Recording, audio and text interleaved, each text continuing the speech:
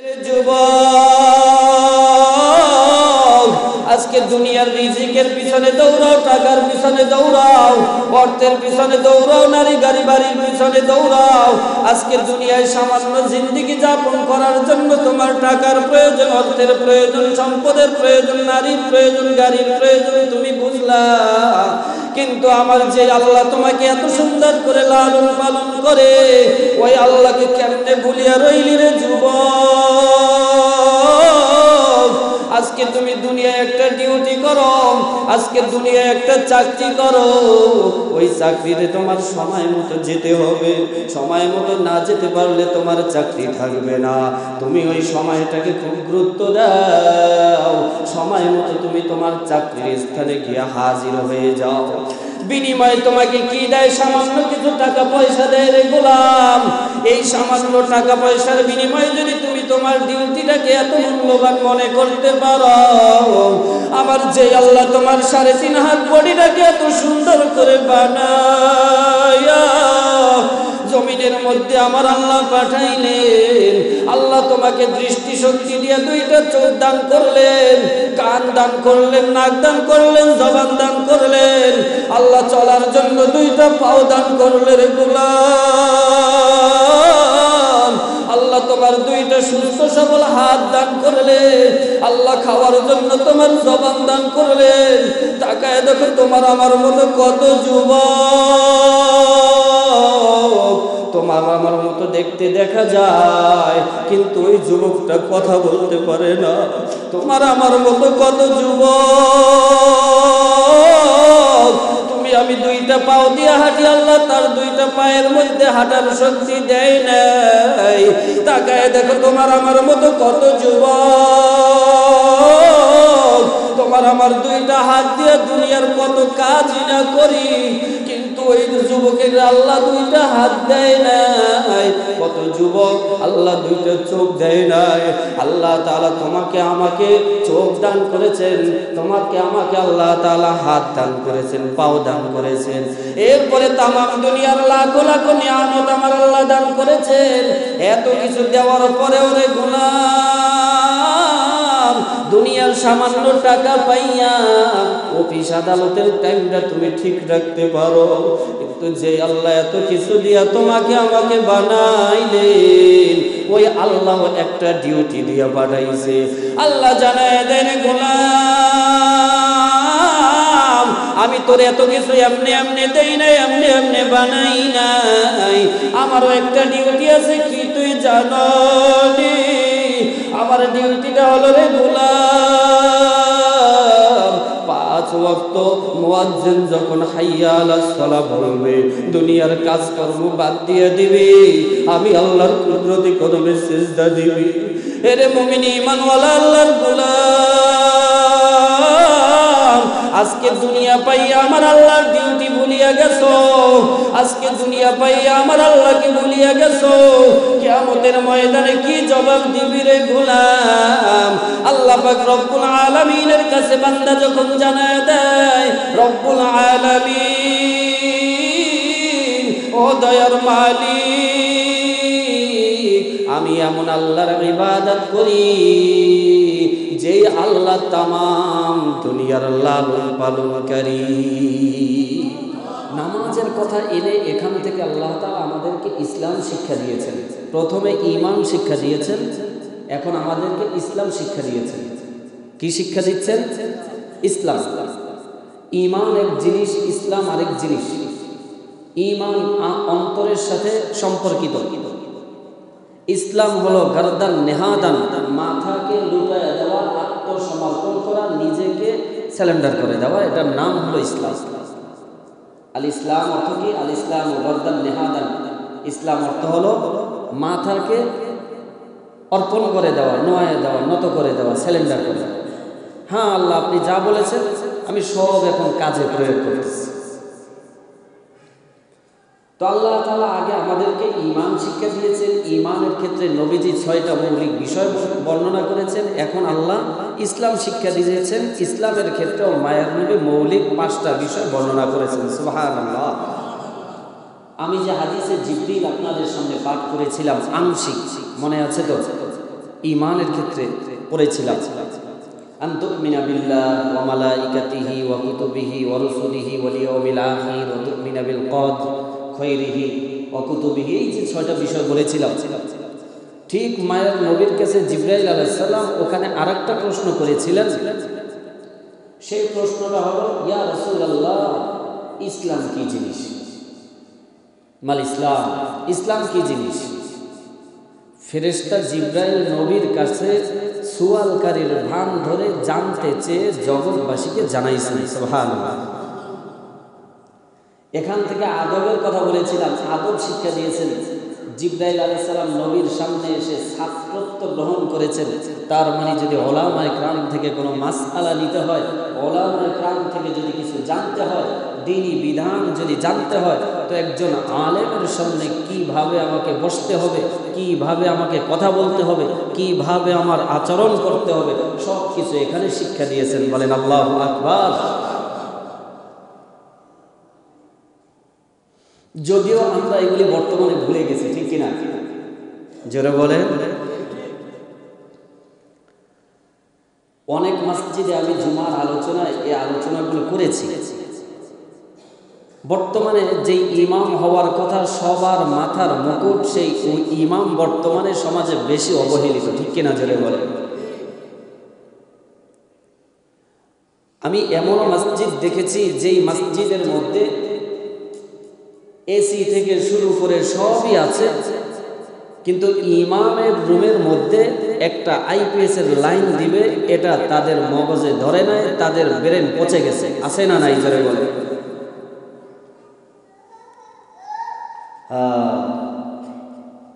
তো এই যদি হয় আমাদের উলামায়ে কেরামের সাথে মুআমালাত, পরকালের জন্য আমরা এই উলামায়ে কেরাম থেকে কি শিক্ষা নিব? অথচ জিবরাইল আলাইহিস সালাতু ওয়াস সালাম একজন সাহাবী, আল্লাহ তাআলার বড় একজন আজাল্লে ফেরেশতা, তিনি নবীজির সামনে কি শিক্ষা দিয়েছেন? বাইনামা নাহনু ইনদা রাসূলিল্লাহি সাল্লাল্লাহু আলাইহি ওয়াসাল্লাম যাতা ইয়াউমিন ইয তালা আলাইনা রাজুলুন শাদীদু বিয়াদি সিয়াবি শাদীদু সাওয়াদি শারি লা ইউরা আলাইহি আসারুস সাফরি ওয়া লা ইয়ারিফু মিন্না আহাদুন হাত্তা জালাসা ইলা নবী সাল্লাল্লাহু আলাইহি ওয়াসাল্লাম ফাআসনাদা রুকবাতাইহি ইলা রুকবাতাইহি ওয়া ওয়াযা কাফাইহি আলা ফাখিদাইহি ওয়া ক্বালা ইয়া মুহাম্মদ আখবিরনি আনিল ইসলাম। আল্লাহু আকবার। এই আদব শিক্ষা দিয়েছে জিবরাইল আলাইহিস সালাম। নবীজির সামনে এসে আদবের সাথে একদম নামাজের সুরতে বসেছেন, হাত দুটো এভাবে রেখেছেন। ফাআসনাদা রুকবাতাইহি ইলা রুকবাতাইহি ওয়া ওয়াযা কাফাইহি আলা ফাখিযাইহি, রানের উপরে এভাবে রেখেছেন। এরপরে বলছেন আখবিরনি ইয়া মুহাম্মদ। এখানে নবীর নাম উদ্দেশ্য নয়, মুহাম্মদ শব্দের অর্থ হলো প্রশংসিত। হে প্রশংসিত ব্যক্তি, আখবিরনি আনিল ইসলাম, আমাকে ইসলাম সম্পর্কে একটু জানায় দেন। আল্লাহু আকবার।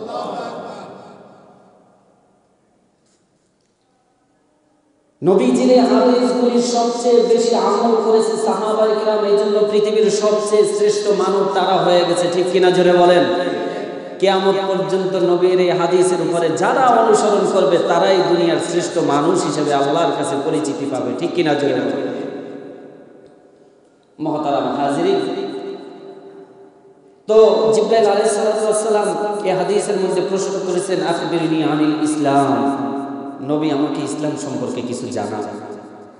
তো নবীজি বলতেছেন আনতা শাহাদা আল্লা ইলাহা ইল্লাল্লাহ ওয়া আন্না মুহাম্মাদার রাসূলুল্লাহ ওয়া তুকিমাস সালাতা ওয়া তু'তাজ যাকাত ওয়া তাসুমা রমাদান ওয়া তাহুজ্জাল বাইতা ইন ইসতাতা ইলাইহি সাবিলা। ক্বালা ফাআজিবনা লাহু ইয়াসআলুহু ওয়া ইউসাদ্দিকুহু। আল্লাহু আকবার। নবীর কাছে প্রশ্ন করছে, তো নবী উত্তর দিতেছে ইসলাম হলো 5টা জিনিসের নাম, 5টা মূল ইসলামের ভিত্তি হলো 5টা। কয়টা? আনতা শাহাদা আল্লা ইলাহা ইল্লাল্লাহ ওয়া আন্না মুহাম্মাদার রাসূলুল্লাহ, আল্লাহ ছাড়া আর কোনো মাবুদ নাই, মুহাম্মদ সাল্লাল্লাহু আলাইহি ওয়াসাল্লাম আল্লাহর নবী, এটার সাক্ষী দেওয়া। এটা হলো এক। 2 নম্বরে ওয়াকিমাস সালাত, নামাজ প্রতিষ্ঠা করা। 3 নম্বরে ওয়াতুকাজ যাকাত, যাকাত আদায় করা। 4 নম্বরে ওয়াতাহুজ্জাল বাইত, ওয়াতাসুমা রমাদান, রমজানের রোজা রাখা। 5 নম্বরে ওয়াতাহুজ্জাল বাইতাইন ইসতাতাতা ইলাইহি সাবিলা, যদি সামর্থ্য থাকে তাহলে হজ করে আসা। 5টা বিষয় বলার সাথে সাথে জিবরাইল আলাইহিস সালাম বলতেছেন, ফাজিবনা লাহু ইয়াসআলুহু ওয়া ইউসাদ্দিকুহু। সাহাবায়ে কেরাম বলতেছে আমরা আশ্চর্য হয়ে গেলাম, সরকারকে উত্তর দেওয়ার সাথে সাথে সে গ্রহণ করে নিচ্ছে, বলতেছে আপনি সত্য বলেছেন। আল্লাহু আকবার, নবী আপনি সত্য বলেছেন, আমি মেনে নিলাম। এটার থেকেও একটা শিক্ষা, উলামায়ে কেরাম থেকে মাসআলা গ্রহণ করার পরে ওটাকে সাদরে গ্রহণ করে নেওয়া, নিজের ভিতরে যে কিছু পেঁয়াজ আছে পেঁয়াজগুলি খাটায়া উলামায়ে কেরামকে আটকানোর চেষ্টা না করা, নিজেরটা জাহের করার চেষ্টা না করা। এরকম মানুষ সমাজে আছে না নাই? জোরে বলেন আছে না নাই?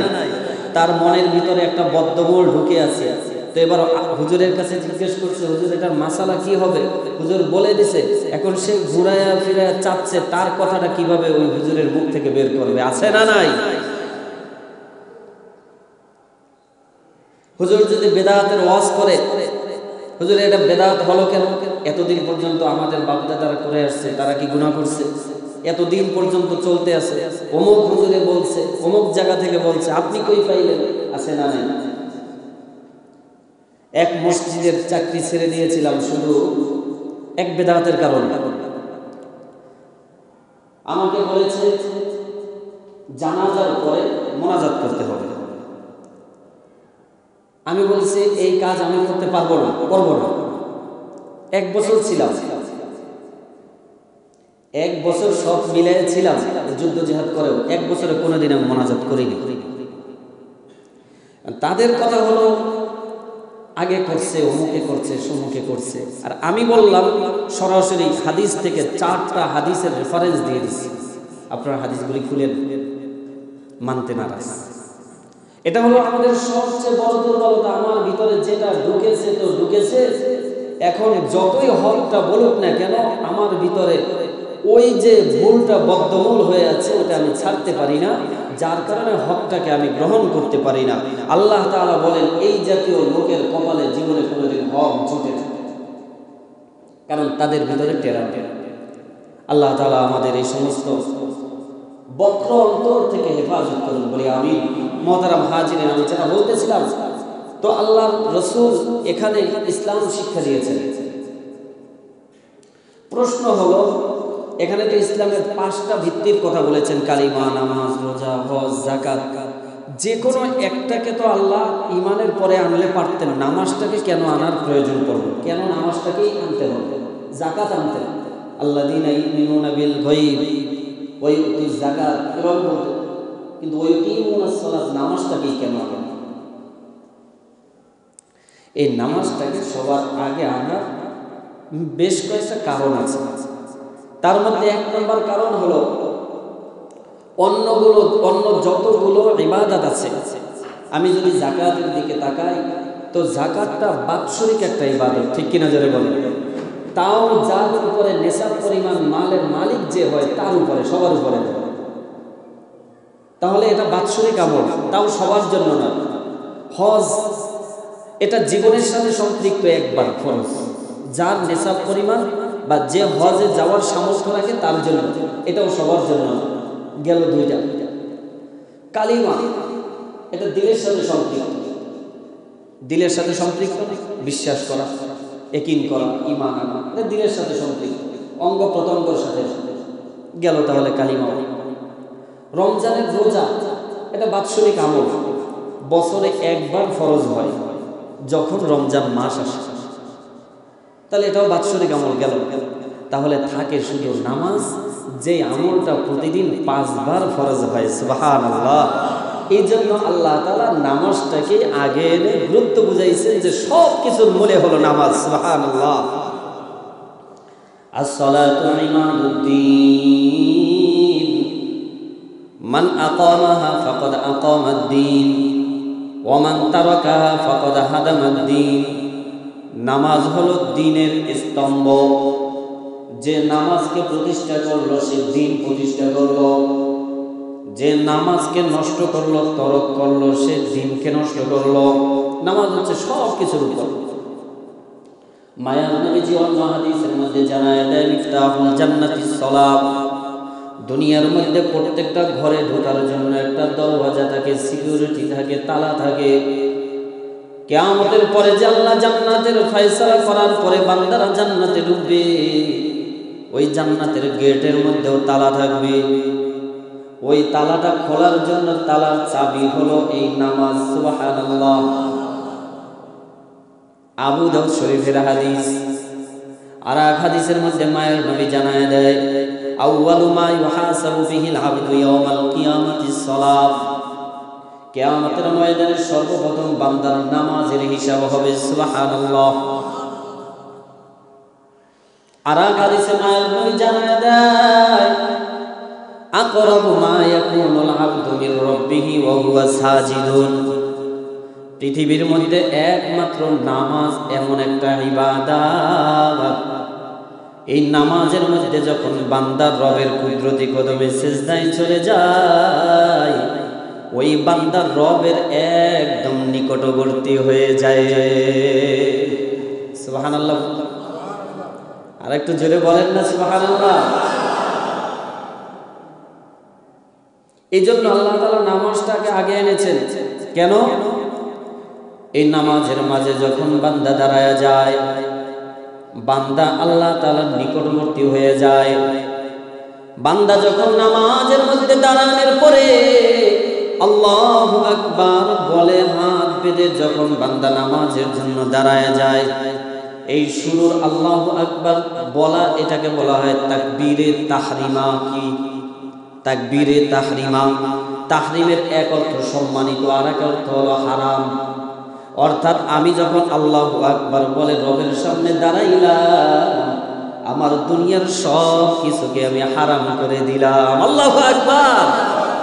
এবার বান্দা জানায় দেয় গোলাম, তুই যখন দুনিয়ার সব কিছু তোর মাথা থেকে মুছে ফেলেছিস, তোর সন্তান সন্ততি, স্ত্রী, তোর ব্যবসা বাণিজ্য, টাকা পয়সা, অর্থ সম্পদ সব কিছু যখন তোর মাথা থেকে ফেলে দিয়েছিস, সব কিছু যখন হারাম করে আমি আল্লাহর জন্য তুই দাঁড়ায় গেছিস রে গোলাম, আমি আল্লাহ ওই মুহূর্তে তোর দিকে মনোনিবেশ করে থাকি।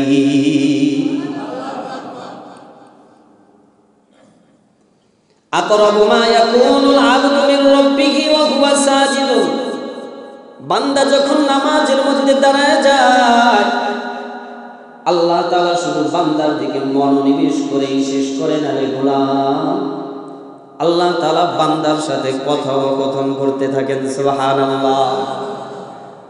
আল্লামা ইবনুল জাওজি রাহিমাহুল্লাহু তাআলা শরহুল কুলুব গ্রন্থের মধ্যে একটা হাদিস এনেছেন, যে হাদিসটি ইবনে আব্বাস রাদিয়াল্লাহু তাআলা আনহু উদ্ধৃতি দিয়েছেন।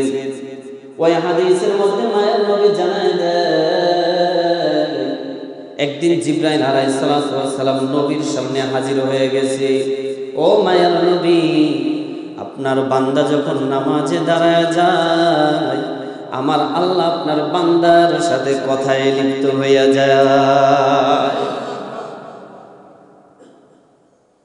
বান্দা যখন নামাজে দাঁড়ায় গেছে, এবার বান্দা সূরা ফাতিহা পড়তেছে, আলহামদুলিল্লাহি রাব্বিল আলামিন।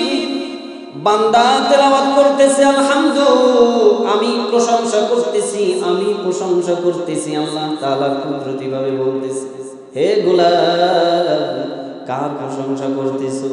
তোর এত বড় প্রশংসার হকদারটা কে? কার জন্য তুই প্রশংসা করস? বান্দা এবার জানায় দেয়, আল্লাহ, আলহামদুলিল্লাহ, আমি আমার আল্লাহর প্রশংসা করতেছি। আল্লাহু আকবার। বান্দা যখন বলে আমি আল্লাহর প্রশংসা করছি, আল্লাহ মুচকি হেসে বলতে থাকে, রে গোলাম, কোন আল্লাহর প্রশংসা করছো? তুই কি কোনো দেব দেবীর প্রশংসা করলি নাকি? তুই কি লাতের প্রশংসা করলি নাকি? উজ্জার প্রশংসা করলি নাকি? মানাতের প্রশংসা করলি নাকি? দুনিয়ার কোন দেব দেবীর প্রশংসা করলি? এ বান্দা তুই কার প্রশংসা করলি? তোর আল্লাহটাকে কে? তোর খোদা একটু পরিষ্কার করে বল। বান্দা এবার রবের কাছে জানায় দেয়, দয়ার মালিক, দেব দেবী আমার কোনো খোদা নয়, লাত আমার কোনো খোদা নয়, মানাত আমার কোনো খোদা নয়, উজ্জা আমার কোনো খোদা নয়, দুনিয়াবি কোনো দেব দেবী আমার খোদা নয়। আমার খোদাকে আল্লাহ জানো। আল্লাহর কাছে এবার বান্দা জানায় দেয়, রব্বুল আলামিন।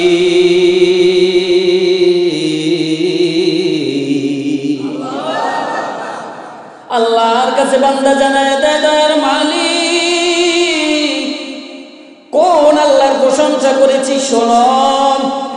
আমি যে আল্লাহর প্রশংসা করেছি ওই আল্লাহ তামাম দুনিয়ার মালিক। যারা লাতের দেব দেবীর উজ্জা মানাতের পূজা করে তাদেরকে লাত মানাত উজ্জা খাওয়াইতে পারে না, তাদেরকেও আমার রব খাওয়ায়। আল্লাহু আকবার। ওই ফিরআউন আল্লাহ দাবি করেছে, ফিরআউনকেও আমার ওই রব খাওয়ায়। বলেন আল্লাহু আকবার।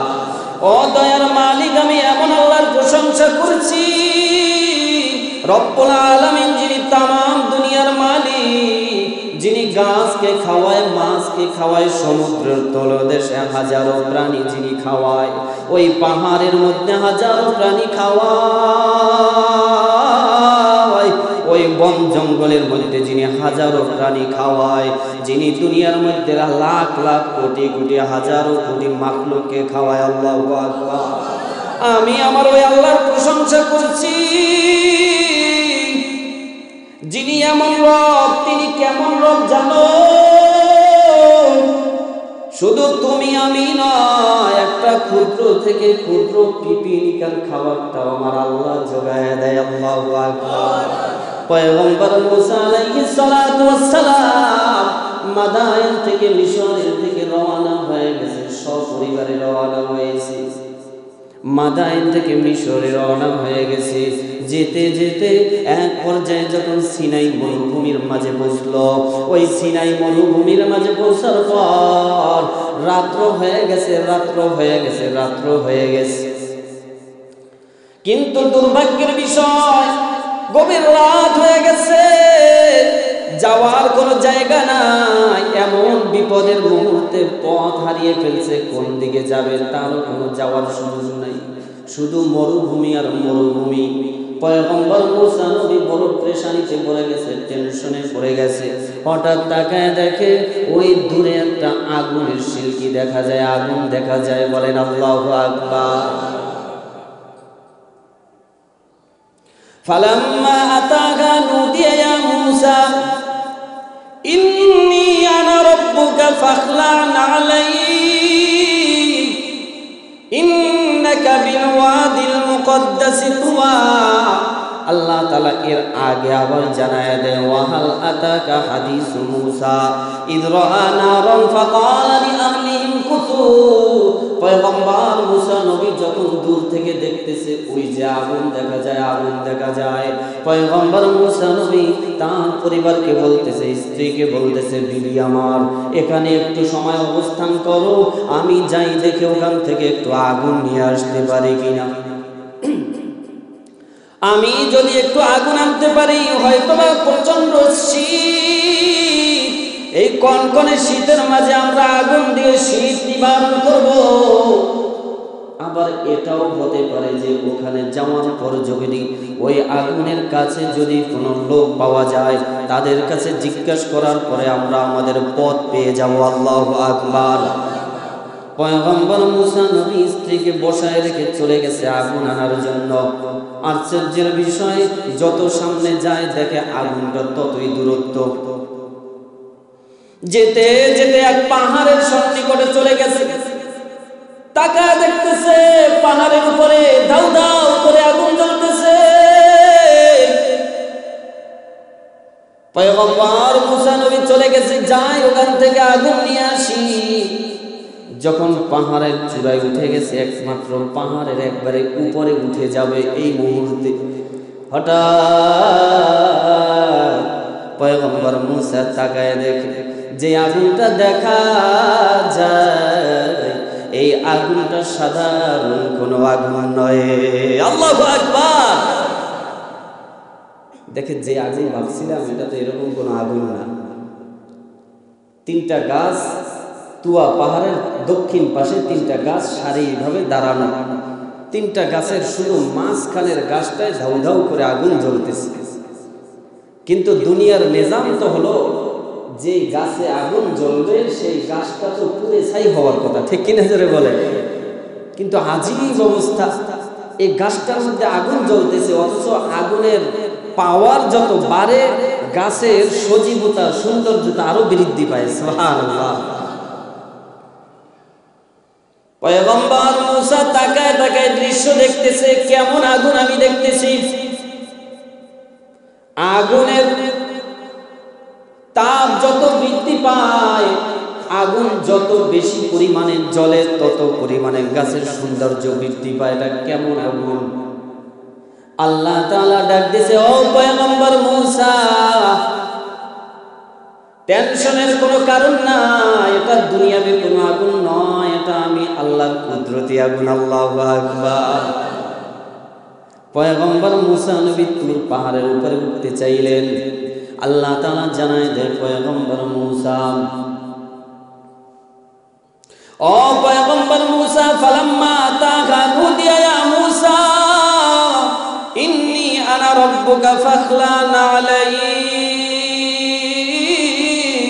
ও পয়গম্বর মুসা, এই আগুনটা কোনো সাধারণ আগুন নয়। এ মুসা, এই পাহাড়টাও কোনো সাধারণ পাহাড় নয়। তুমি যদি পাহাড়ের উপরে উঠতে চাও তাহলে জুতা দুইটা খুলে তারপরে পাহাড়ে প্রবেশ করো। আল্লাহু আকবার। ইন্নী আনা রাব্বুকা ফাখলান আলাইক। আর তিনটা গাছের মধ্যখানে যে গাছটা তুমি দেখতেছো মুসা,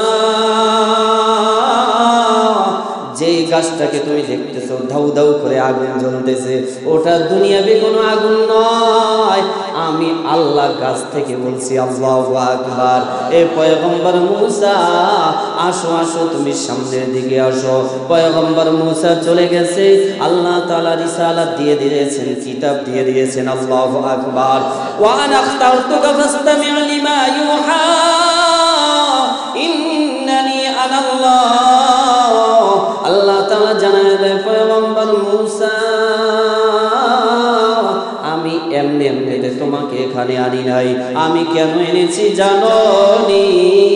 আমি আমার পক্ষ থেকে তোমার রিসালাত দেব, তোমাকে কিতাব দান করব। আল্লাহু আকবার। পয়গম্বর মুসা নবীকে আল্লাহ তাআলা কিতাব দিয়ে দিলেন। বড় খুশি, মনটায় বড় আনন্দ। রব আমার উপরে কিতাব অর্পণ করেছেন। পয়গম্বর মুসার মনে বড় খুশি। খুশি মনে এবার পাহাড় থেকে নেমে স্ত্রীর কাছে চলে গেছে। একদিকে মনের ভিতরে খুশি, আর একদিকে স্ত্রীর জন্য বড় টেনশন। আলোর কোনো ব্যবস্থা নাই, স্ত্রীর জন্য কোনো সরঞ্জামের ব্যবস্থা নাই। স্ত্রী ছিল অন্তঃসত্ত্বা, প্রসব বেদনা উঠে গেছে, তার জন্য কোনো আসবাবের ব্যবস্থা নাই। পয়গম্বর মুসা নিরুপায় হয়ে গেছে। গো মালিক, আমি এখন কোথায় যাইব? আমি কোথা থেকে আসবাব পাইব? আল্লাহ পাক রব্বুল আলামিন ডাক দিয়া বলে, পয়গম্বর মুসা, তুমি তো বড় টেনশন করতেছো। ওই যে দেখো তোমার পাশে একটা পাথর দেখা যায়, তোমার হাতের লাঠি দ্বারা, মুজিজার লাঠি দ্বারা পাথরের মধ্যে একটা আঘাত লাগায় দাও। পয়গম্বর মুসা পাথরের মধ্যে একটা বাড়ি যখন লাগায় দিয়েছে, পাথরটা দুইটা ভাগ হয়ে গেছে, ভিতরের থেকে আর একটা পাথর বের হয়ে আসছে। আল্লাহু আকবার। যখন পাথরের উপরে বাড়ি মেরেছে, এবার ওই পাথরটা ভেঙে চৌচির হয়ে গেছে, কিন্তু ভিতরের থেকে আবার একদম নতুন একটা পাথর বের হয়ে আসছে। আল্লাহ ডাক দিয়া বলে, পয়গম্বর মুসা, এবার দ্বিতীয় পাথরটার মধ্যে তোমার হাতের লাঠি দ্বারা একটা আঘাত লাগায় দাও। আল্লাহু আকবার। যখন দ্বিতীয় পাথরের মধ্যে আঘাত লাগাই দিয়েছে, দ্বিতীয় পাথরটাও এবার ভেঙে টুকরা হয়ে গেছে, কিন্তু ওই দ্বিতীয় পাথরের মধ্যে থেকে আর একটা পাথর বের হয়ে আসছে। সুবহানাল্লাহ। পয়গম্বর মুসা রহস্য বুঝে না। আল্লাহ ডাক দিয়ে বলে, পয়গম্বর মুসা, ওই যে 3 নম্বর পাথরটা আছে, এই পাথরের মধ্যে তুমি আর একটা বাড়ি দাও। সুবহানাল্লাহ। পয়গম্বর মুসা আলাইহিস সালাতু ওয়াস সালাম যখন 3য় পাথরের মধ্যে তার লাঠি দ্বারা আঘাত করেছেন, আঘাত করার সাথে সাথে 3য় পাথরটা ভেঙে চৌচির হয়ে গেছে।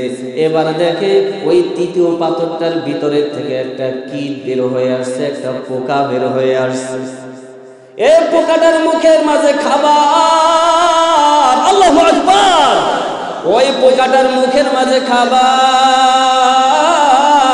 পয়গম্বর মুসা আশ্চর্য হয়ে গেছে, গো দয়ার মালিক, 3টা পাথরের মধ্যে যে পোকার বসবাস, এই পোকাটা কোথায় অক্সিজেন পাইল? এই পোকাটা কোথা থেকে আলো গ্রহণ করলো? এই পোকাটা কোথা থেকে খাবার গ্রহণ করলো? আল্লাহর কাছে যখন পয়গম্বর মুসা বলতেছে, এবার হঠাৎ করে ওই পোকার জবান খুলে গেছে। পয়গম্বর মুসা আর পোকার মাঝে যেই পর্দা ছিল, আবরণ ছিল, আল্লাহ তাআলা পর্দাটা উঠায় দিয়েছে। পোকায় ডাক দিয়া বলে, ও পয়গম্বর মুসা, সুবহান মান ইয়ারানি ওয়া ইয়াসমাউ কালামি ওয়া ইয়ারযুকুনি ওয়া ইয়ারিফু মাকানি ওয়া লা ইয়ানসানি। এ পয়গম্বর মুসা, শুনিয়া লাও, শুনিয়া লাও, আমি আমার এমন রবের প্রশংসা করছি,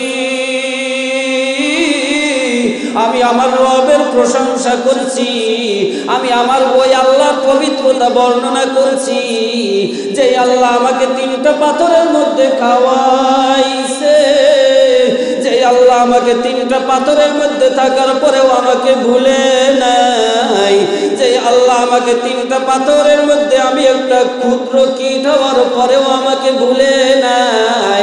ওই আরিফু মাকানি, আমার আল্লাহ সব সময় আমার খোঁজ খবর রেখেছে। আমার আল্লাহ পাক রব্বুল আলামিন সব সময় আমার রিজিকের ব্যবস্থা করে দিয়েছে। এ পয়গম্বর মুসা, আজকে তুমি সামান্য রিজিকের জন্য অস্থির হয়ে গেছো, পাগল হয়ে গেছো, অথচ যে আল্লাহ আমাকে 3টা পাথরের মধ্যে খাওয়াইছে, যে আল্লাহ আমাকে 3টা পাথরের অন্ধকারের মধ্যে লালন পালন করেছে, ওই আল্লাহ কি তোমাকে দুনিয়ার আসবাব ব্যবস্থা করে দিতে পারবে না? পয়গম্বর মুসা আল্লাহর কাছে সিজদায় পড়ে গেছে, ঘুমালি, একটা পোকা হয়েও তোমাকে চিনলো, আমি বুঝি এখনো তোমাকে ভালোভাবে চিনতে পারলাম না। এর যুবক, আজকে দুনিয়ার রিজিকের পিছনে দৌড়াও, টাকার পিছনে দৌড়াও, অর্থের পিছনে দৌড়াও, নারী গাড়ি বাড়ির পিছনে দৌড়াও। আজকে দুনিয়ায় সামান্য জিন্দেগি যাপন করার জন্য তোমার টাকার প্রয়োজন, অর্থের প্রয়োজন, সম্পদের প্রয়োজন, নারীর প্রয়োজন, গাড়ির প্রয়োজন, তুমি বুঝলা। কিন্তু আমার যে আল্লাহ তোমাকে এত সুন্দর করে লালন পালন করে, ওই আল্লাহকে কেমনে ভুলিয়া রইলি রে যুবক? আজকে তুমি দুনিয়ায় একটা ডিউটি করো, আজকে দুনিয়ায় একটা চাকরি করো, ওই চাকরিতে তোমার সময় মতো যেতে হবে। সময় মতো না যেতে পারলে তোমার চাকরি থাকবে না। তুমি ওই সময়টাকে খুব গুরুত্ব দাও, সময় মতো তুমি তোমার চাকরির স্থানে গিয়ে হাজির হয়ে যাও। বিনিময়ে তোমাকে কি দেয়? সামান্য কিছু টাকা পয়সা দেয় রে গোলাম। এই সামান্য টাকা পয়সার বিনিময়ে যদি তুমি তোমার ডিউটিটাকে এত মূল্যবান মনে করতে পারো, আমার যে আল্লাহ তোমার 3.5 হাত বডিটাকে এত সুন্দর করে বানায়া জমিনের মধ্যে আমার আল্লাহ পাঠাইলেন, আল্লাহ তোমাকে দৃষ্টি শক্তি দিয়ে 2টা চোখ দান করলেন, কান দান করলেন, নাক দান করলেন, জবান দান করলেন, আল্লাহ চলার জন্য 2টা পাও দান করলেন গোলাম। আল্লাহ তোমার 2টা সুস্থ সবল হাত দান করলেন, আল্লাহ খাওয়ার জন্য তোমার জবান দান করলেন। তাকায় দেখো তোমার আমার মতো কত যুবক,